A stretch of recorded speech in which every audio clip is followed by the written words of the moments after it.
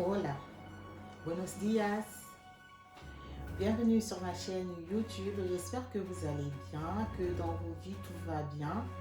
Aujourd'hui, une fois de plus, je vais parler d'un thème qui touche toujours la santé plus intérieure, c'est-à-dire notre santé mentale.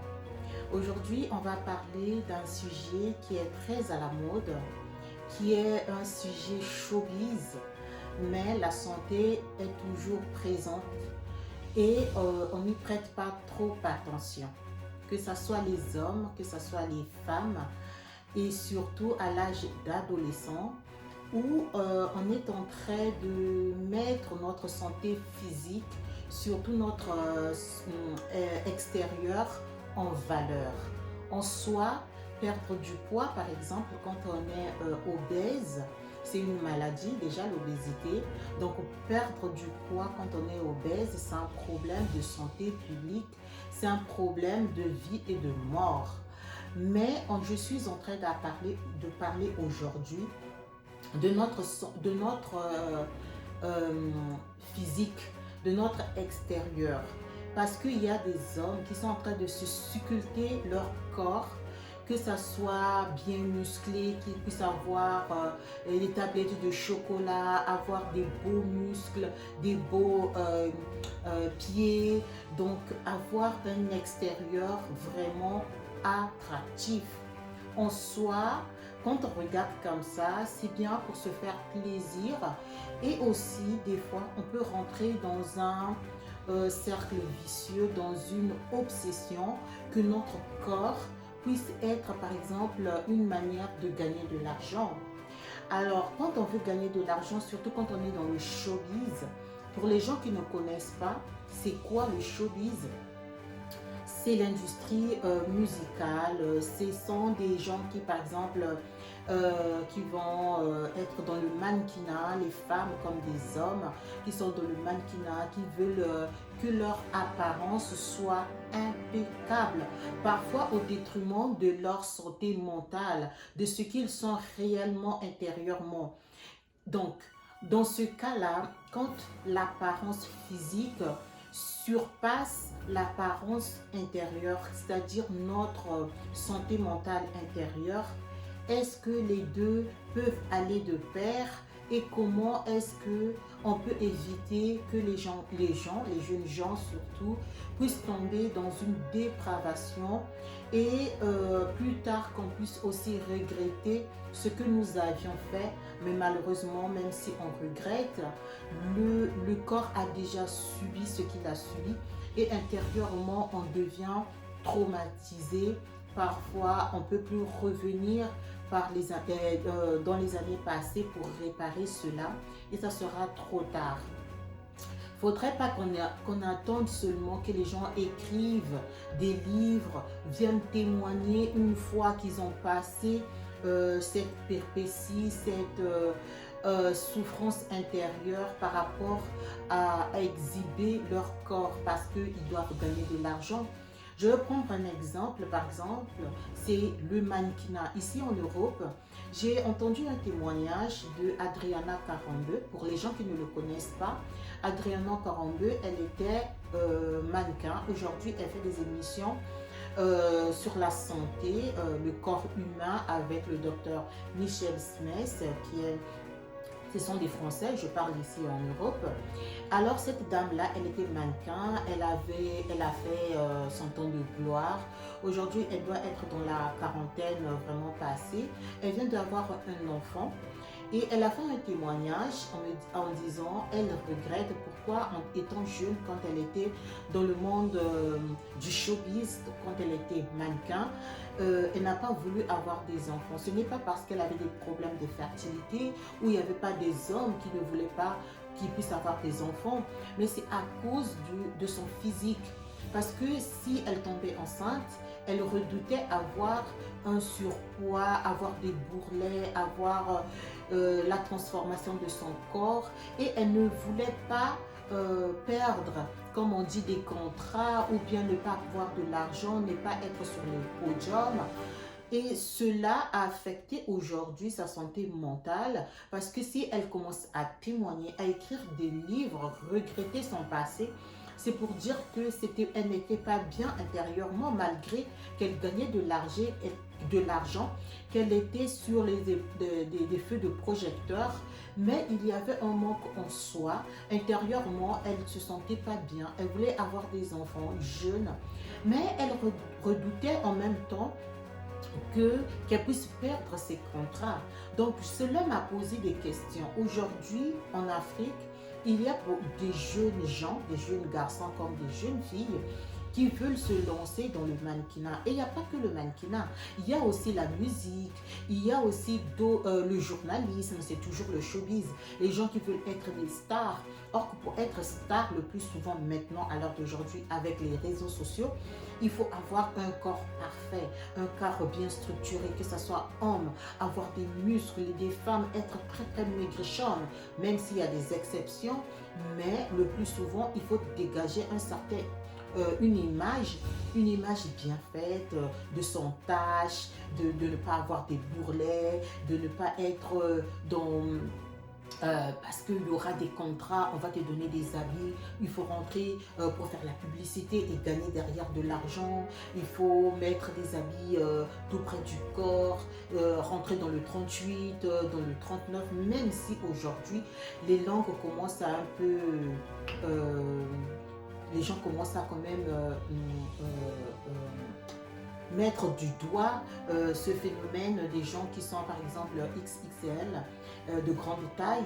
Aujourd'hui aussi commence à être à la mode, mais le standard reste une fille qui fait du 38, qui fait qui a un joli corps, et du coup il y a beaucoup de publicités qui sont derrière, mais surtout il y a de l'argent qui est en jeu.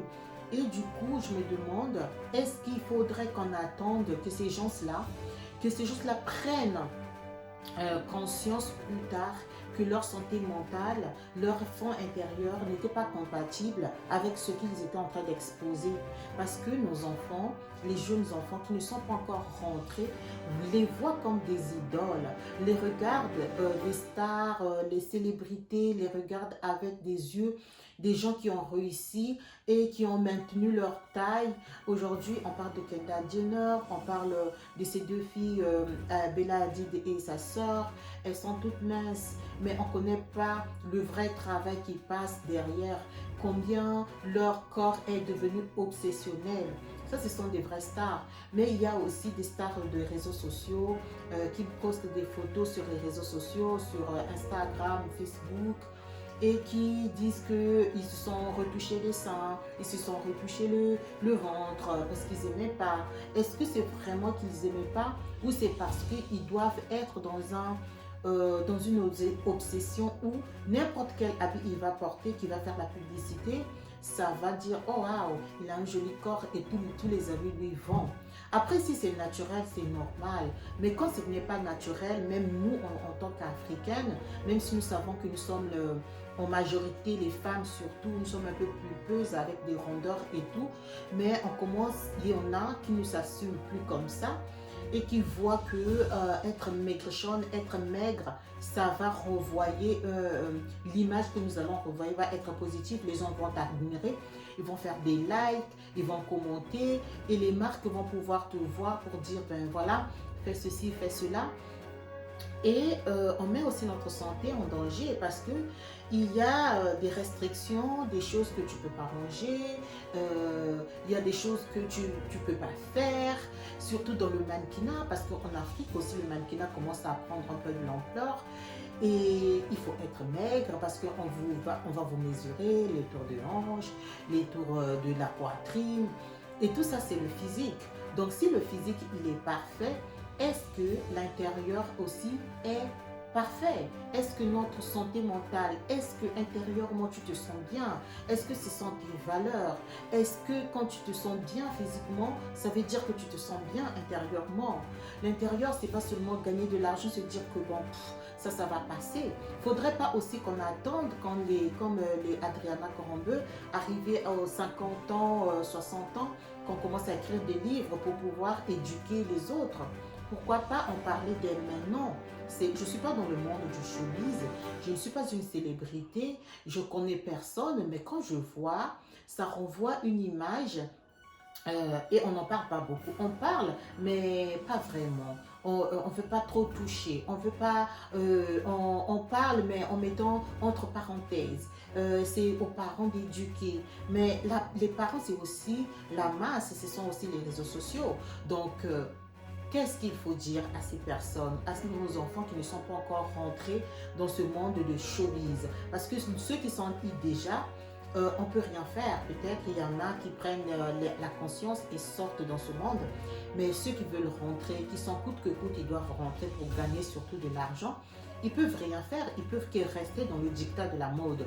Alors, pour leur santé, pour la santé mentale, ils vont dire, ça va attendre. Je vais d'abord gagner de l'argent. Ok, tu vas gagner de l'argent, mais ta santé, tu ne vas pas la rattraper. Ta santé surtout mentale. Il y aura des traumatismes. Il y a des boissons qui font des publicités pour maigrir en 5 jours. Tu prends du citron, tu fais avec ça. Tu vas maigrir en 1 mois. Regardez comment moi j'ai perdu du poids. Il n'y a pas un suivi réel avec un professionnel, avec un diététicien, et avec des gens qui sont aptes pour pouvoir vous dire que là, tu vas tomber malade, ça, il ne faut pas faire, ça, il faut faire. C'est la santé publique, il faut en parler et en parler publiquement. Il faut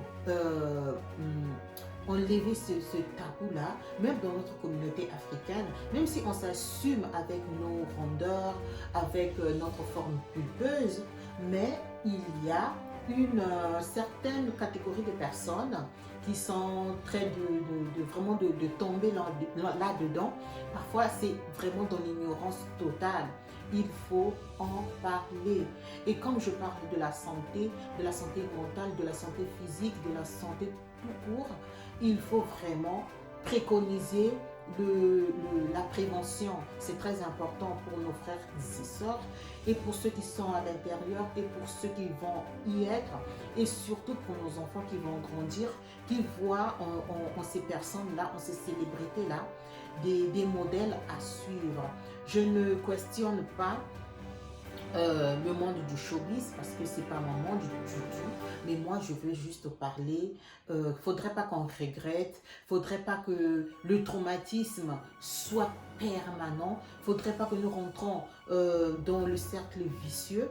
Nos aïeux, ils ont fait, nos grands frères, nos grandes sœurs, ils ont été comme ça et on a laissé tomber, on n'en parle pas vraiment, on parle à peine et ceux qui viennent vont dire ben, si eux ils banalisent ça, ça veut dire qu'il faut souffrir coûte que coûte pour gagner de l'argent, mais il y a souffrance et souffrance, il y a des choses qu'on ne peut pas rattraper malheureusement.